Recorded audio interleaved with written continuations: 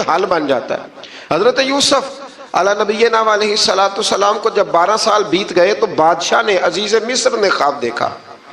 اس نے خواب دیکھا کہ 7 موٹی تازی گائیں دبلی پتلی گائیں کو کھا گئی، اور 7 خشک بالیاں ہیں اور 7 سرسبز و شاداب بالیاں ہیں۔ اپنے وزیر سے کہنے لگا کوئی تعبیر والا بندہ ملے۔ اس نے کہا کہ ایک بندہ ہے جس کی تعبیریں بڑی سچی ہیں۔ کہا وہ کون؟ کہنے لگے جناب یوسف۔ تو قید خانے میں پیغام بھیجا حضرت یوسف کو کہ خواب کی تعبیر بتائیں، تو جناب یوسف نے یہ نہیں کہا پہلے مجھے باہر نکالو، یہ نہیں فرمایا۔ فرمایا تعبیر یہ ہے، یہ جو 7 خشک بالیاں دیکھی ہیں نا، اس کا مطلب ہے کہ 7 سال تنگ دستی رہے گی، اور 7 سرسبز بالیاں دیکھی ہیں تو پھر 7 سال اللہ خوشحالی دے دے گا۔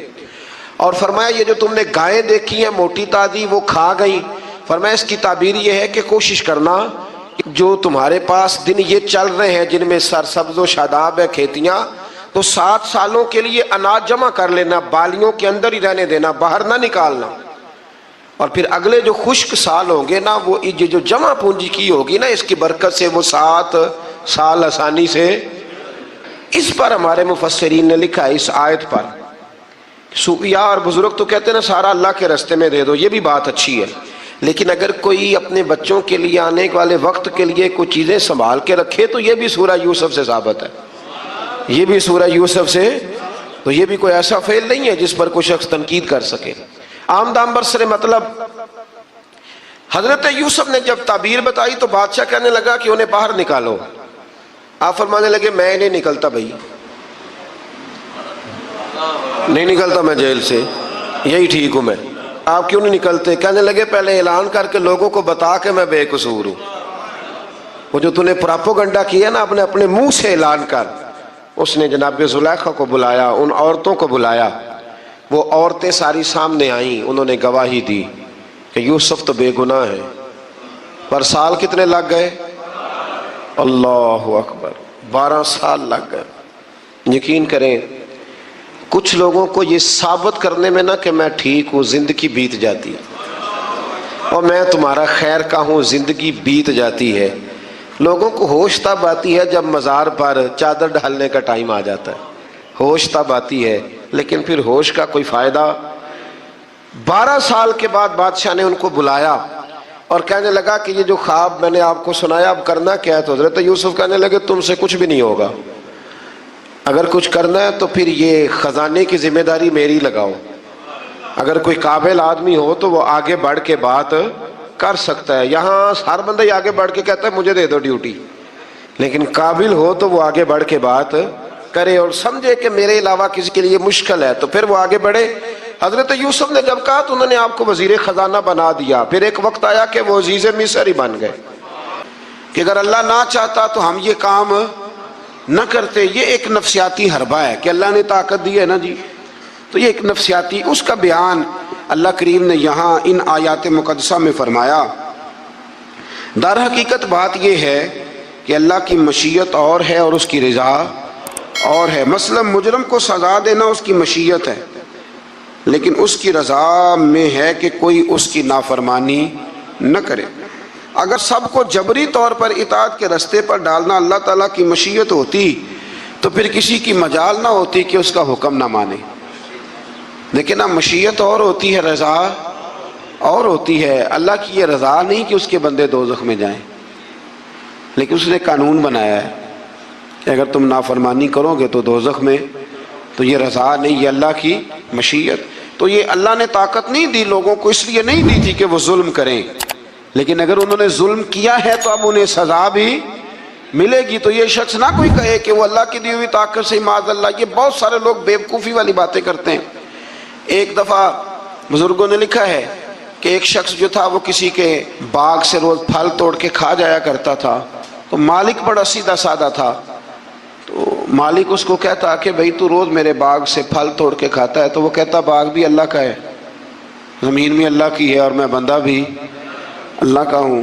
وہ چپ کر جاتا، سادہ آدمی تھا۔ بہت سارے لوگ کہتے ہیں نا جی آ کے، ایک صاحب مجھے کہنے لگے جی کل میرے ساتھ بڑا عجیب معاملہ ہوا، ایک بندے نے مجھے کہا تجھے قسم ہو اللہ کی جو جیب میں ہے سارا کچھ دے دے۔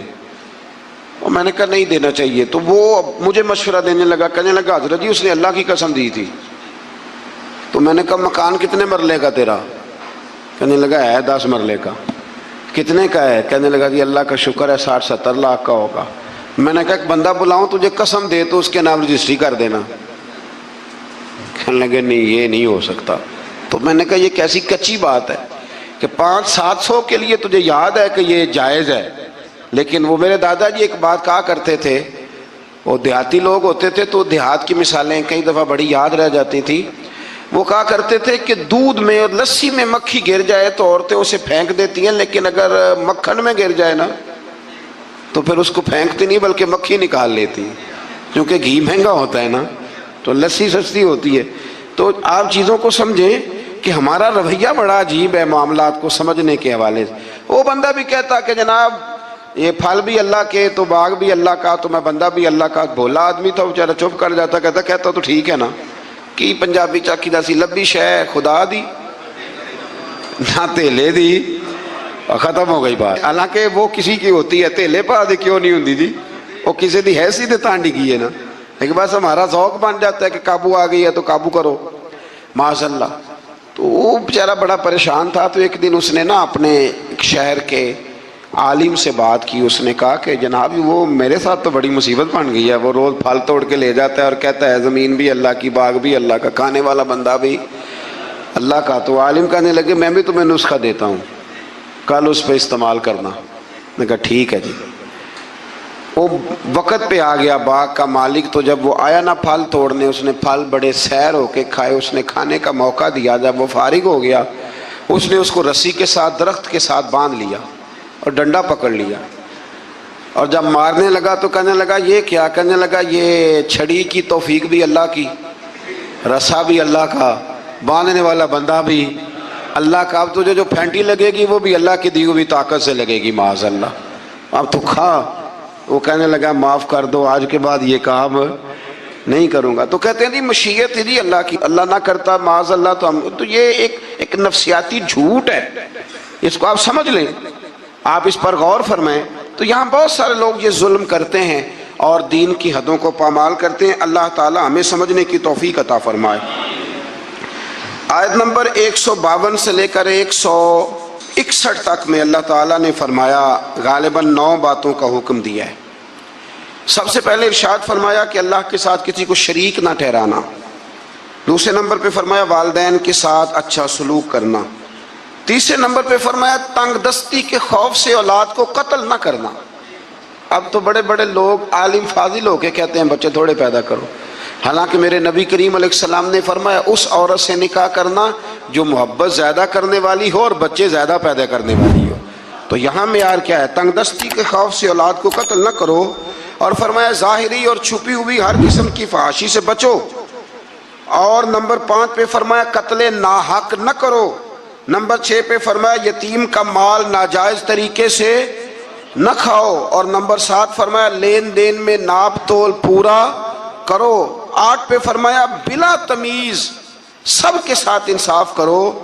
اور نمبر 9 میں ارشاد فرمایا کہ اللہ کے ساتھ کیے ہوئے وعدے کی پاسداری بھی کرو. تو اللہ تبارک و تعالیٰ نے ان 9 چیزوں کو بیان کیا اور سمجھ لیں یہ خلاصہ بیان کیا میرے رب کریم نے. یہ پورے دین کا خلاصہ ہے. اور یہ ساری چیزیں بیان کرنے کے بعد ارشاد فرمایا کہ یہی سیدھا راستہ ہے, گروہ بندی چھوڑ کر اسی راستے کی پیروی کرو اور کتاب الہی کے احکام کو ملحوظ خاطر رکھو. اور جو لوگ ایمان لانے کے لیے نشانیاں طلب کرتے ہیں ان کے پاس فرشتے آئیں یا اللہ تعالیٰ خود آئے یا اس کی کوئی نشانی آئے. قرآن نے بتایا کہ جس دن عالم غیب کی نشانیاں آئیں گی تو پھر ان منکرین کے لیے ایمان لانا بھی نفع بخش نہ ہوگا. جو دیکھ کر کلمہ پڑھے گا فرعون کی طرح اس کا کلمہ پھر قابل قبول نہیں ہوگا. یہ تو قابل قبول تب ہی ہے کہ یؤمنون بالغیب, کہ تو بغیر دیکھے ایمان لے آ. اور یہ بھی فرمایا کہ اے رسول جنہوں نے دین کو گروہوں میں بانٹ دیا ہے آپ کا ان سے کوئی تعلق نہیں ہے. جنہوں نے بانٹ دیا اللہ تبارک و تعالیٰ کے دین کو یہودیوں نے عیسائیوں نے تقسیم کر دیا. آیت کے اندر اللہ تبارک و تعالیٰ نے حقیقت ایمان, روح ایمان اور مسلمانوں کے مقصد حیات کو بیان فرمایا۔ یہ آیت پورے دین کا لب لباب ہے۔ نماز، روزہ، حج، زکوٰۃ، وضو، غسل، صدقات، خیرات، عبادات، ان سب کا نچوڑ ہے۔ فرمایا کل، اے محبوب فرما دے۔ جو بڑی پیاری باتیں تھیں وہ اللہ نے محبوب سے کل کہہ کے سنی ہے۔ کہا محبوب ذرا کہو کیا، ان صلاتی و نسکی و محیای و مماتی للہ رب العالمین۔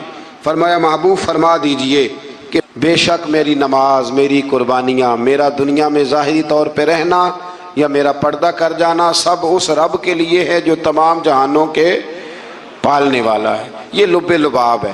حضرت مجدد الفسانی رحمۃ اللہ علیہ فرمایا کرتے تھے 3 چیزوں کا نام دین ہے: علم، علم پر عمل، اور عمل میں اخلاص، ریاکاری نہ ہو۔ فرمایا 3 کام کر لے تیرا دین مکمل ہو جائے گا۔ ختم ہو گئی بات۔ آگے پھر سورہ اعراف شروع ہوتی ہے۔ اعراف کے معنی بلندی کے ہیں، اس کا معنی جاننا اور پہچاننا بھی ہے۔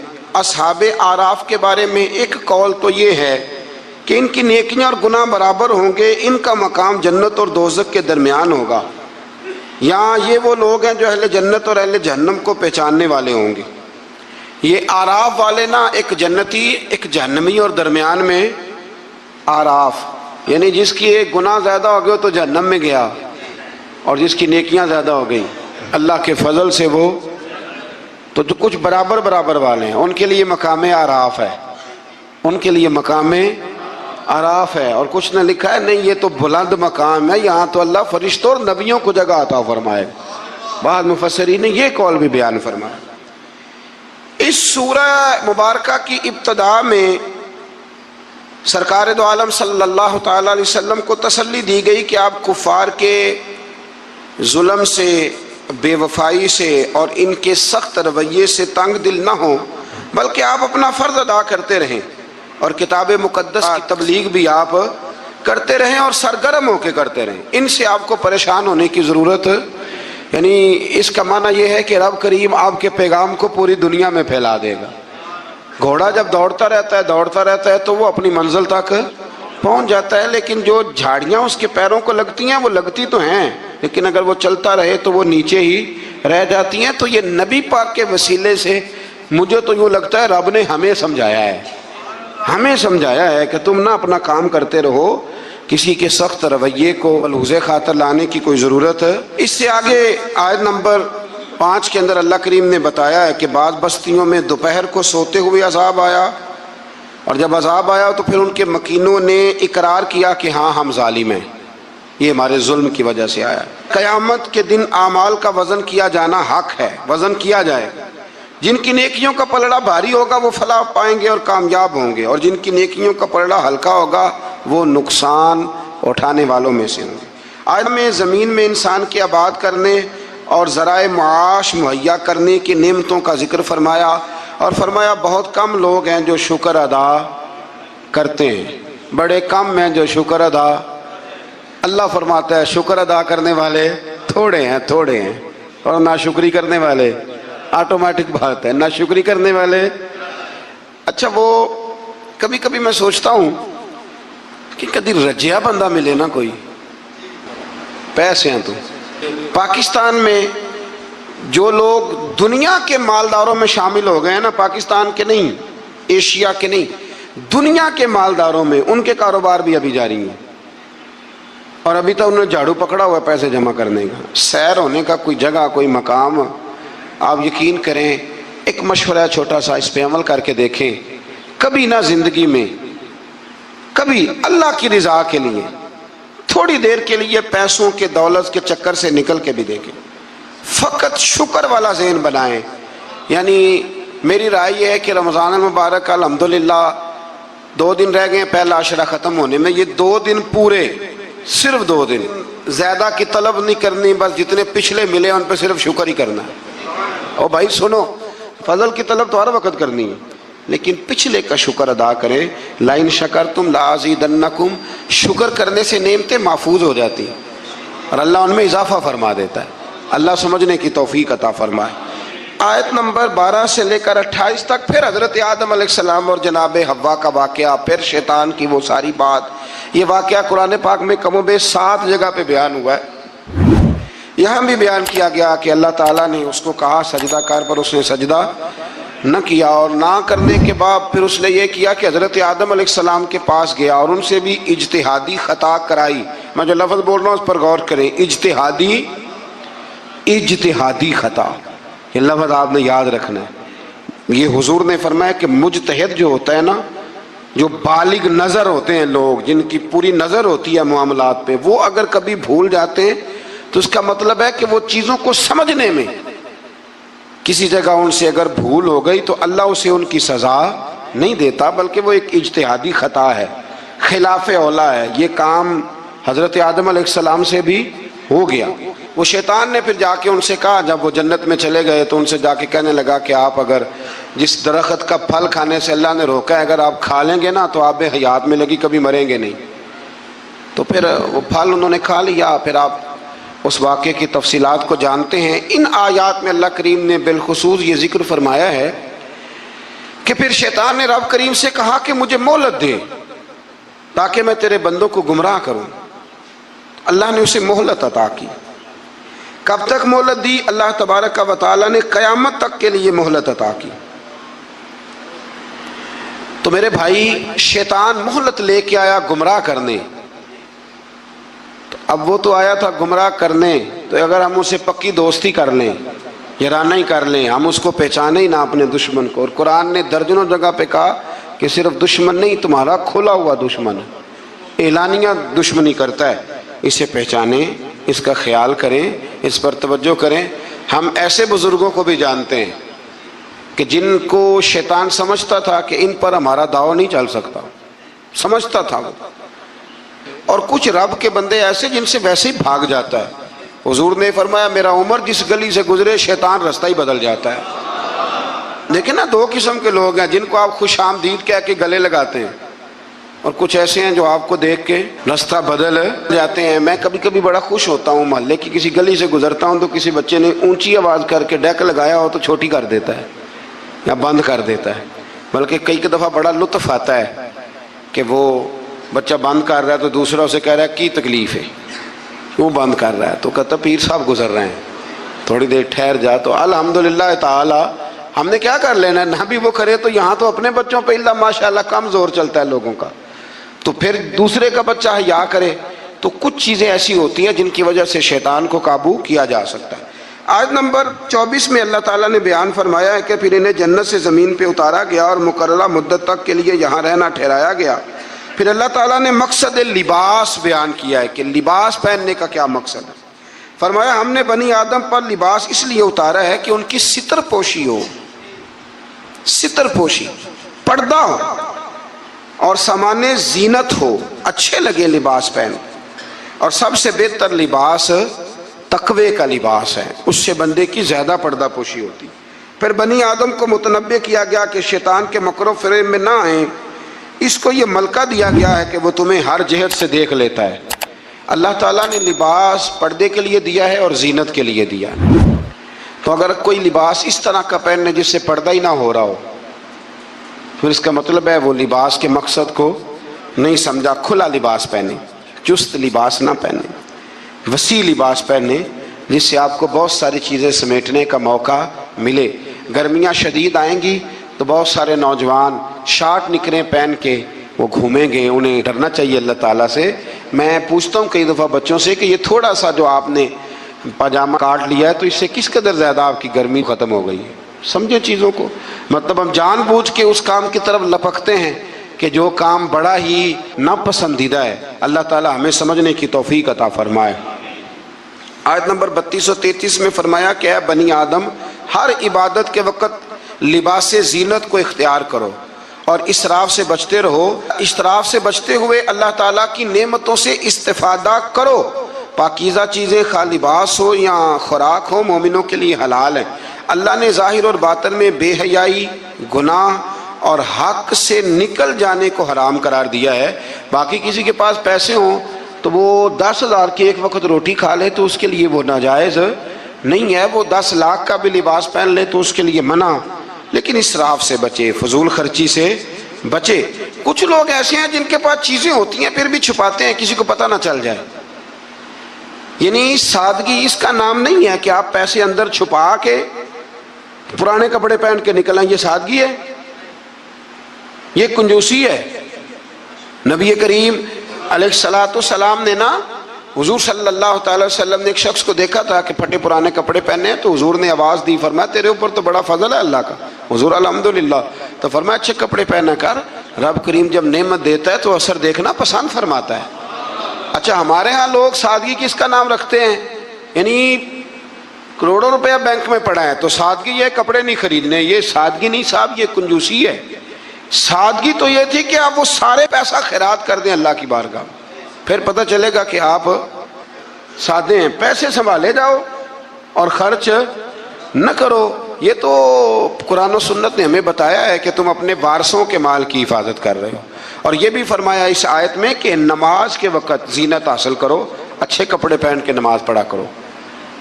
میں ایک مسئلہ کئی دفعہ بیان کیا، پھر عرض کرتا ہوں، میں دوستوں کو کہا کرتا ہوں کہ مسجد کی ٹوپی پہن کے یہاں تو ولیمے پہ بھی جا کے دکھاؤ نا. تو وہاں تم جاتے نہیں تو نماز پڑھنے کیسے آ جاتے ہو؟ تو یہ ٹروزر شرٹ پہن کے یہاں تو تم شادی کے ساتھ بھی جا کے دکھاؤ، تمہارا پتہ چلے. تو اگر تم شادی کی تقریب میں ٹروزر شرٹ کے ساتھ ان کپڑوں کے ساتھ نہیں جاتے تو پھر تم نماز پڑھنے کیسے آ جاتے؟ لوگوں کی محفل میں جانا پسند نہیں کرتے تو اللہ کی بارگاہ میں کیسے پسند کر لیا؟ ایک نعت خان صاحب کو ایک دن میں نے دیکھا، بڑا شاندار ویسٹ کوٹ پگڑی اور بڑا خوبصورت لباس محفل میں پھر کچھ دنوں کے بعد ایک شادی میں ملاقات ہو گئی تو ان کا حال ہی بڑا برا تھا. اینک بھی کچھ لوگ مطلب لگا لیتے ہیں، مجھے نہیں سمجھ آتی کالی اینک کا کیا ترجمہ ہے. وہ لگا لیتے ہیں، کالی اینک لگائی ہوئی ہے اور جناب بال بڑے شاندار. تو مجھے مل گئی تو میں نے السلام علیکم کے ساتھ ہی کہا، میں نے کہا عاشق رسول صاحب کیا حال چال ہے؟ ماشاءاللہ. بڑا گھور کے دیکھنے لگے، کہنے لگے پیر صاحب. میں نے کہا خدا کے بندے مجھے بھی دیکھ اور اپنے آپ کو بھی دیکھ. میں الحمدللہ تمہیں جس طرح محفل میں ملوں گا شادی کی تقریب میں بھی اسی طرح ہی ملوں گا. یہ کیا بات ہوئی کہ آپ تھوڑا سا رویہ آپ کا بدل جائے جب تھوڑا ادھر ادھر دائیں بائیں جانا ہو؟ یہ کوئی مطلب نہیں ہے. اچھا لباس پہن کے آپ نماز پڑھیں گے. آیت میں رسول کرام جتنے بھی اللہ کے رسول آئے ان کی اطاعت کرنے والے کو تقوی اور عمل صالح کرنے والے کو جنت کی بشارت، جبکہ کفر تکذیب کرنے والے کو جہنم کی وعید سنائی گئی. آیت نے فرمایا کہ اللہ تعالیٰ کی آیات کو جھٹلانے والے اور تکبر کرنے والوں کے لیے آسمان کے دروازے نہیں کھولے جائیں گے. اللہ اکبر. اور نہ ہی وہ جنت میں داخل کیے جائیں گے. آیت نمبر 44 میں فرمایا اللہ تعالیٰ نے اہل جنت کے دلوں سے کینہ نکال دیا ہے. وہ ہدایت پانے والے اللہ کا شکر ادا کرتے ہیں کیونکہ اسی کے فضل سے ہدایت ملتی ہے. جنتیوں کے دلوں میں کینہ تو نیچے دیکھ کے خیال کر لیں، اگر تو کسی کا کینہ نہیں تو انشاءاللہ جنتی ہے. اور اگر کوئی رولا ہے تو پھر بھی میں فتویٰ نہیں دیتا، صرف یہ مشورہ دیتا ہوں کہ رولا دور کر لو.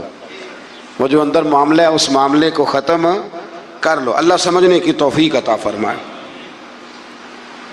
آیت نمبر 45 کے اور اس کے بعد کی آیات میں فرمایا اللہ تعالیٰ نے کہ آخرت میں جنتی جہنمیوں کو پکاریں گے کہ ہم نے تو اپنے رب کے وعدے کو سچا پایا ہے، بتاؤ تم نے کیسے پایا؟ جنتی جہنمیوں سے پوچھیں گے. تو ان دونوں کے درمیان سے ایک پکارنے والا پکارے گا کہ ظالموں پر اللہ کی لعنت ہو. مزید فرمایا کہ جنتیوں اور جہنمیوں کے درمیان حجاب ہوگا اور اہل اعراف دونوں گروہوں کو ان کی نشانیوں سے پہچانیں گے اور جنتیوں کو سلام کریں گے اور جہنمیوں سے کہیں گے کہ تمہاری جماعت اور تمہارا تکبر، تمہاری جماعت، وہ جس جماعت کے تم لیڈر تھے، سربراہ تھے، جس برادری کے تم چیئرمین تھے، تمہاری جماعت اور تمہارا تکبر آج تمہارے کسی کام نہ آیا. جہنمی جنتیوں سے استدعا کریں گے، گزارش کریں گے کہ ہم پر تھوڑا سا پانی انڈیل دو، تھوڑا سا انڈیل دو، اور جو نعمتیں تمہیں عطا ہوئی ہیں ان میں سے تھوڑا سا ہمیں بھی دے دو. مگر اللہ تعالیٰ نے فرمایا کہ یہ چیزیں کافروں پر حرام ہیں، ان کے لیے ہیں ہی نہیں.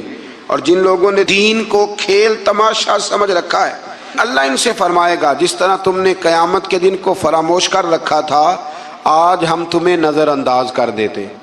آیت میں اللہ تعالیٰ کی قدرت کی نشانیوں کا بیان فرمایا اور اس کے بعد فرمایا اپنے رب کو گڑ گڑا کر چپکے چپکے اس کے عذاب سے ڈرتے رہو. یعنی اپنے رب کو جب پکارو تو گڑ گڑا کے پکارو اور اس کے عذاب سے ڈرتے رہو، اس کی رحمت کے یقین رکھتے ہوئے، اور زمین میں اصلاح کے بعد فساد۔ آیت کے اندر اللہ تعالیٰ نے باران رحمت یعنی بارش کے نظام کے بارے میں بتایا کہ اس کے حکم سے ہوائیں پانی سے بھرے ہوئے بادلوں کو چلا کر لے جاتی ہیں اور بنجر زمین پر برسا کر اس میں اللہ کی نعمتیں پیدا کر دیتی ہیں۔ سبحان اللہ۔ فرمایا ہوائیں بھی میں ہی چلاتا ہوں، بارشیں بھی میں ہی برساتا ہوں، اور تمہاری بنجر زمین کو آباد بھی میں ہی کرتا ہوں۔ تم آتے ہو تو فصل باندھ کے نکل جاتے ہو، پھر کو کہنا عشر دے دو تو کہتا ہے خرچے نہیں پورے ہوندے، پھر سب ادھر الجھ جاتے۔ اسی طرح مردوں کو دوبارہ زندہ فرمائے گا۔ پھر فرمایا کہ اچھی زمین اللہ کے حکم سے سبزہ اگاتی ہے اور خراب زمین باغ و بہار نہیں لاتی۔ یہ مثالیں دے کے قرآن یہ بتاتا ہے کہ انسان کے دل و دماغ کی زمین کا حال بھی ایسا ہی ہے، یعنی پاکیزہ دل و دماغ میں ایمان قرار پاتا ہے اور اعمال کے ثمرات پیدا ہوتے ہیں، جبکہ خبیث دل و دماغ میں خیر کے پھل اور پھول پیدا نہیں ہوتے۔ کہتے ہیں جی میں تو بڑا عرصہ رہا ہوں پر مجھے تو وہاں سے کچھ نہیں ملا۔ تو اگر آپ پلستر کرا کے گئے ہوں دل پہ سیمنٹ کا تو پھر کیسے ملے گا؟ کچھ ایسے بھی ہوتے ہیں، کوئی آیا اور لے کے چلا گیا۔ ہاں، زمین سرسبز و شاداب ہونی چاہیے۔ ابو جال نے نا پکی چپس کرائی تھی، اوپر ٹائلیں لگوائی ہوئی تھی، تو سامنے آیتیں آتی رہیں پر اسے کوئی اثر نہ ہوا۔ خواجہ اویس کرنی نے دیکھا بھی نہیں، زیارت بھی نہیں کی، تو میرے رسول پاک نے فرمایا عمر جبہ لے جانا، شاباشی بھی دینا، جبہ بھی دینا، اور اسے کہنا میری امت کے لیے دعا بھی کرے۔ تو سمجھ لیں چیزوں کو کہ اندر کا بھی تھوڑا سا نا لحاظ رکھیں، اللہ سمجھنے کی توفیق عطا فرمائے۔ آیت نمبر 60 میں حضرت نوح علیہ السلام اور ان کی قوم کے حالات بیان کیے گئے کہ ان کی قوم کے سرداروں نے کہا کہ معاذ اللہ آپ تو کھلی گمراہی پہ ہیں۔ سردار نبی کو کہہ رہے ہیں کہ آپ گمراہ ہو گئے۔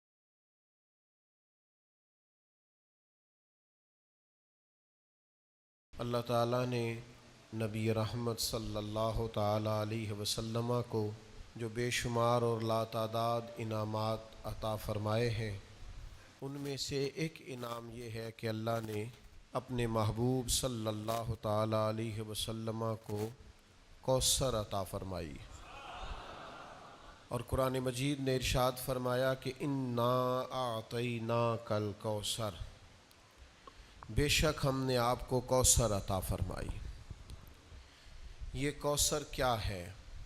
ایک تو اس کے بارے میں کئی اقوال ہیں۔ ایک قول یہ ہے کہ جنت میں ایک نہر ہے جس کو کوثر کہا جاتا ہے، اور ایک وہ جام کوثر ہے جو نبی کریم علیہ السلام اپنے دست مبارک سے محشر کے میدان میں اپنے غلاموں کو کوثر کے جام پلائیں گے۔ لوگ جب پسینوں میں شرابور ہوں گے، محشر کی گرمی اور شدت سے نڈھال ہوں گے،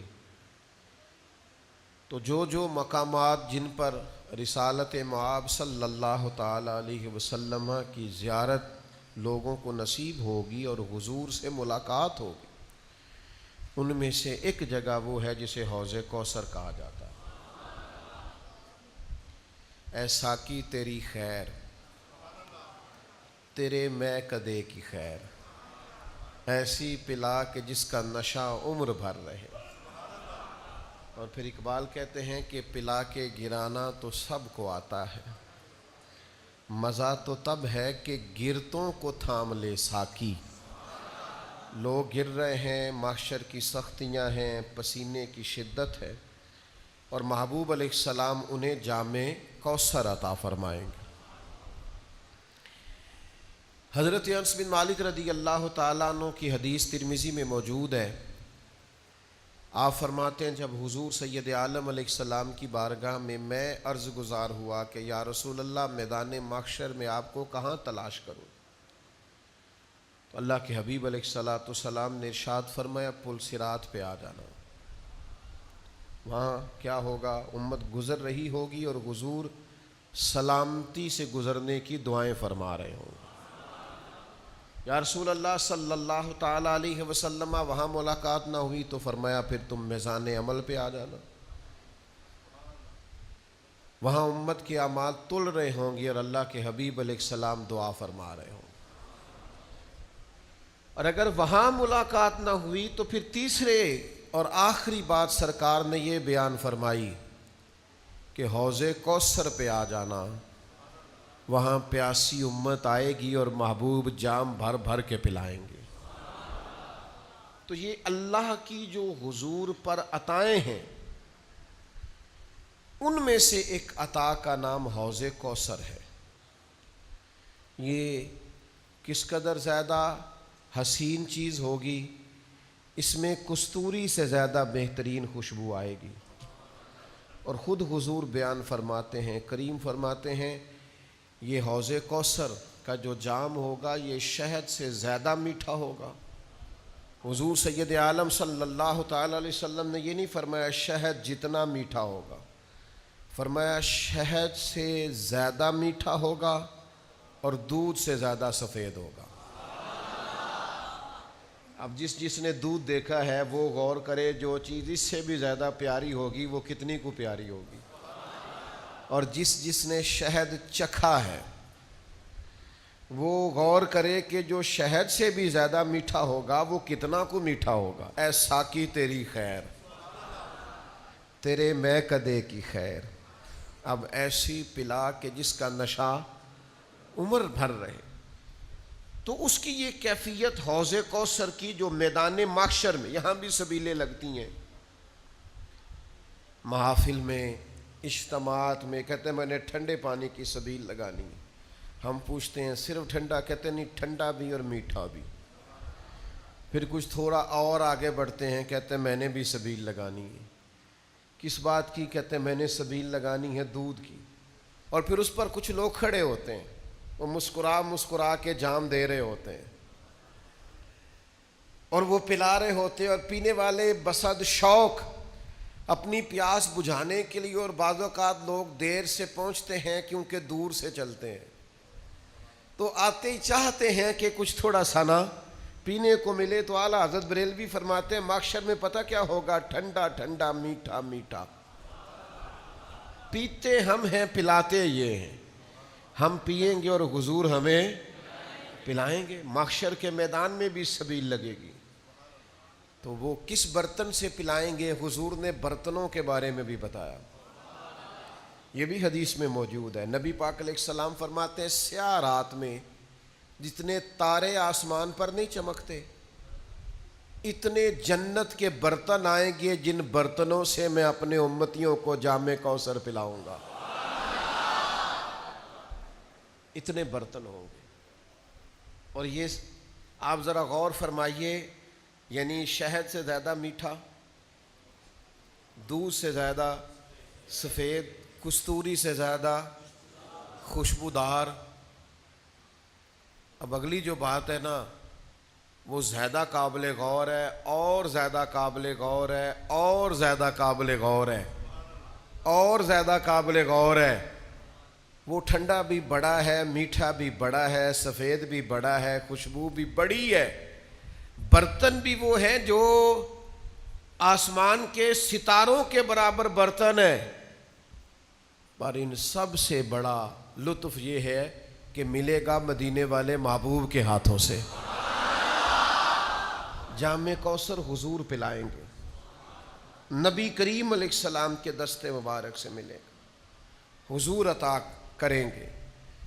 یہ ایسی بات ہے کہ جس پر انسان کی روح وجد کرتی ہے کہ یعنی حضور کے دست مبارک سے۔